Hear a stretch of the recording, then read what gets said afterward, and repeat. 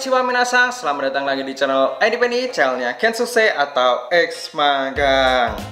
Oke, di video kali ini aku mau ngasih informasi terbaru soal pemberangkatan kerja ke Jepang maupun untuk dari visa atau Butikino, visa magang ataupun visa bisnis yang lainnya. Nah, ini aku dapat informasi dari NHK Jepang. Nah, buat teman-teman yang ingin baca beritanya sendiri, silahkan lihat di link deskripsi di bawah. Di situ tertera masih bahasa Jepang. Nah, di video kali ini aku akan coba translate ke bahasa Indonesia langsung. Jadi buat teman-teman silahkan dengerin berita ini supaya teman-teman nanti bisa tidak salah paham atau gagal paham untuk pemberangkatan kerja ke Jepang yang terbaru. Nah, ini itu ceritanya kemarin itu heboh dari berbagai sumber, dari Nikkei juga, terus dari NHK Jepang juga. Nah, di video kali ini aku ngambil referensi itu berita langsung terbit tanggal 2 pas sekitar jam 1-an kalau nggak salah. Oke, langsung aja aku bacain untuk perihal artikelnya. Mengenai tindakan perbatasan untuk virus corona baru, pemerintah berencana untuk mempersingkat masa tunggu 10 hari di rumah dan lain-lain menjadi 3 hari pada prinsipnya. Asalkan perusahaan mengelola perilaku imigran untuk tujuan bisnis mulai dari tanggal 8 minggu depan paling cepat. Nah, jadi ini ada kabar yang sangat menggembirakan. Nanti untuk pembukaan imigrasi paling cepat itu tanggal 8 minggu depan ini. Terus kita lanjut baca artikelnya lagi. Sebagai bagian dari tindakan melawan perbatasan virus corona, pemerintah telah meminta imigran ke Jepang untuk menunggu selama 14 hari di rumah. Tetapi sejak bulan lalu mereka telah divaksinasi dengan vaksin yang disetujui di Jepang telah dipersingkat menjadi 10 hari asalkan kita melakukannya. Terus dalam keadaan seperti ini, pemerintah telah memutuskan untuk mempersingkat masa tunggu imigran bisnis mengingat jumlah orang yang terinfeksi menurun dan komunitas bisnis menyerukan pelonggaran lalu lintas lebih lanjut. Secara khusus, masa tunggu ditetapkan menjadi 3 hari pada prinsipnya, dan setelah hari keempat, tes negatif dikonfirmasi dan dengan syarat bahwa perusahaan mengolah perilaku penggunaan transportasi umum dan keluar seperti makan malam diizinkan, dikatakannya. Jadi, untuk nanti masa tunggu atau masa karantina itu dipersingkat lagi menjadi 3 hari ya untuk mereka. Nah, setelah 3 hari terus dicek apakah negatif. Kalau negatif, hari keempat ini bisa keluar. Selain itu, mengenai masuknya orang asing baru yang telah ditangguhkan pada prinsipnya penduduk jangka pendek dan siswa internasional ya, untuk tujuan bisnis akan diizinkan masuk ke negara itu dengan syarat perusahaan atau universitas penerima mengatur perilaku mereka.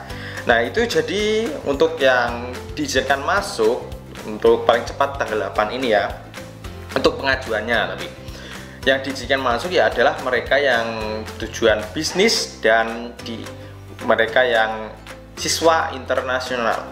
Jadi bukan untuk yang turis ya, ini untuk yang bisnis. Nah, kalau untuk tujuan bisnis ya berupa semisal visa kerja, visa magang, dan visa-visa bisnis lainnya. Langkah-langkah ini akan dimulai paling cepat pada tanggal 8 minggu depan. Jadi untuk perkiraannya paling cepat tanggal 8 ini. Ya mudah-mudahan ya tanggal 8 ini ya. Terus selain itu pemerintah berencana menaikkan jumlah maksimum imigran yang ini ditetapkan 3.500 per hari menjadi 5.000 mulai akhir bulan ini. Jadi pemerintah Jepang akan mengizinkan imigran untuk masuk ke Jepang menjadi 5.000 orang, yang dulunya 3.500 sekarang akan diizinkan 5.000 orang per akhir bulan ini. Nah, itu tadi untuk berita dari NHK Jepang Newsweb. Nah, di sini kita bisa simpulkan beberapa poin, yaitu poin pertama untuk karantina nanti dipersingkat menjadi 3 hari untuk mereka yang tujuan bisnis dan pelajar internasional ya. Terus poin yang kedua, paling cepat nanti berkisaran 8 November ini pemerintah Jepang akan segera membuka pintunya untuk mereka yang bertujuan bisnis dan pelajar internasional. Terus di poin yang ketiga, mulai akhir bulan ini imigran yang dibolehkan masuk ke Jepang itu maksimal 5.000 orang, yang sebelumnya 3.500 dinaikkan menjadi 5.000 orang. Nah, di 5.000 orang ini mudah-mudahan kita CPMI bisa termasuk di dalamnya ya. Mudah-mudahan saja seperti itu. Nah, ini di sini sekaligus aku ingetin, apabila nanti semisal tanggal 8 itu benar-benar dibuka, terus untuk pengajuan visa di Indonesia pun dibuka. Nah, teman-teman harus mempersiapkan hal-hal yang harus dipersiapkan, yaitu untuk paspor, untuk pengurusan EKTLN, persyaratan dan lain-lainnya harus segera dipersiapkan.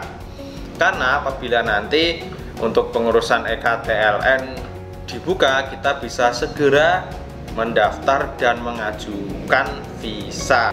Nah, itu tadi buat mereka yang ingin masuk ke Jepang melalui visa TG atau TGNO, karena persyaratannya harus itu mendaftar mandiri, yaitu pengajuan visa melalui EKTLN, website BP2MI ya. Semoga aja segera dibuka ya, karena sampai sekarang untuk pengajuan visa pun masih ditutup ya.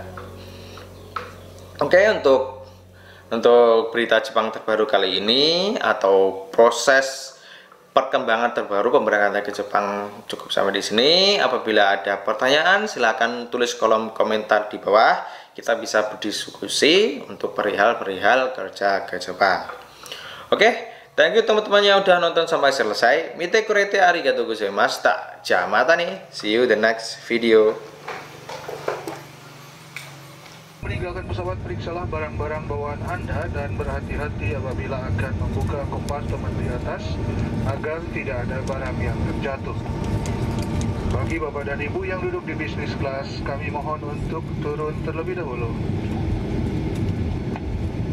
Kami ucapkan selamat berpisah dan terima kasih atas penerbangan Anda bersama Garuda Indonesia, anggota dari SkyTeam.